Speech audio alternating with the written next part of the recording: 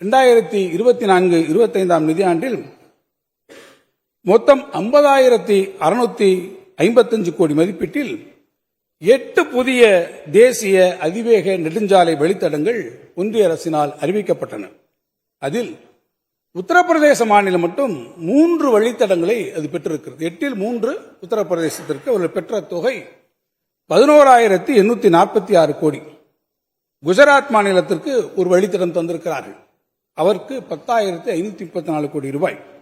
மகாராஷ்டிராவுக்கு ஒரு வழித்தடம் தந்திருக்கிறார்கள், அதற்கு ஒதுக்கப்பட்ட தொகை 17,827 கோடி ரூபாய் என மொத்தமாக நீங்கள் கூட்டி பார்த்தால் நான் குறிப்பிட்டதைப் போல அந்த மாநிலங்களுக்கெல்லாம் 30,207. இந்த நான் குறிப்பிட்டிருக்கக்கூடிய 3 மாநிலங்களில் 50,655 கோடி ரூபாய் அதற்கு ஒதுக்கீட்டில் இந்த 3 மாநிலங்களுக்கு மாத்திரம் 30,207 கோடி ரூபாய் ஒதுக்கீடு செய்யும். 38,000 இல்ல கொடுக்கக்கூடிய தொகை. ஆனால் தமிழ்நாட்டிற்கு வாத்தியார் இல்லையா, அவர் என்னதான் சபாநாயகராக இருந்தாலும் சொன்னது 10, 11, 17, 38. நான் சொல்லு நீங்கள்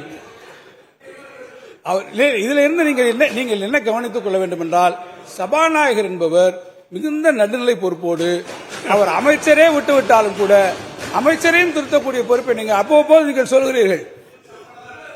இல்ல நீங்க அவர் என்ன சொல்றாருன்னா, நான் உன்னை விட்டு போயிருந்தாலும் எனக்கும் அவர் எடுத்துக் கொடுக்கக்கூடிய ஆசிரியராகத்தான் சபாநாயகர் எப்போதும் இருக்கிறார்.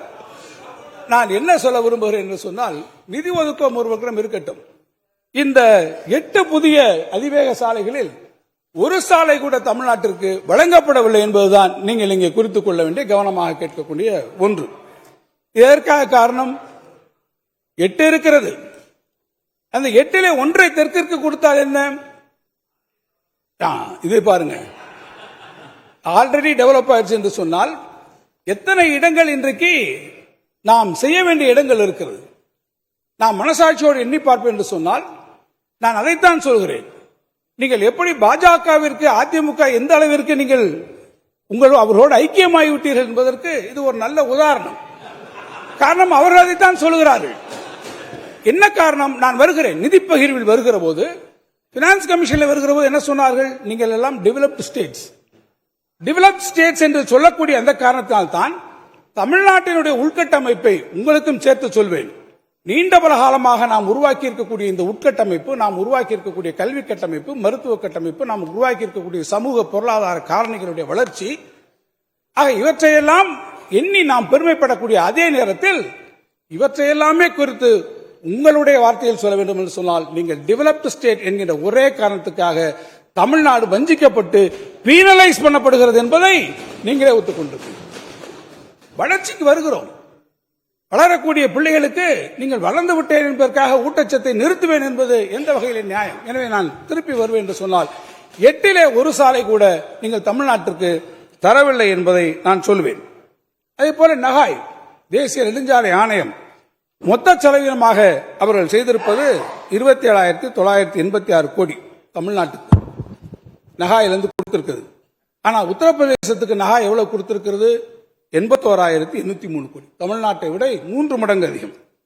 நான் இந்த வித்தியாசங்களை ஏதோ நிதி ஒதுக்கீட்டுக்காக வரக்கூடிய வித்தியாசங்களாக, குறைபாடுகளாக நான் சொல்லவில்லை.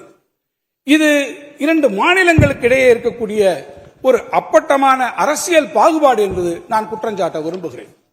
அதன் காரணமாக இந்தியா ஒரு கூட்டாட்சி அமைப்பாக இருக்க வேண்டும் என்று சொன்னால் இந்திய நாட்டில் இருக்கக்கூடிய அனைத்து மாநிலங்களும் சமமாக பார்க்கப்பட வேண்டும். ஆனால் தமிழ்நாட்டிற்கு கூடிய அந்த நியாயமான பங்கும் வளர்ச்சிக்கான உரிமையும் திட்டமிட்டவாறு மறுக்கப்படுகிறது, புறக்கணிக்கப்படுகிறது என்பதுதான் என்னுடைய வாதமாகும்.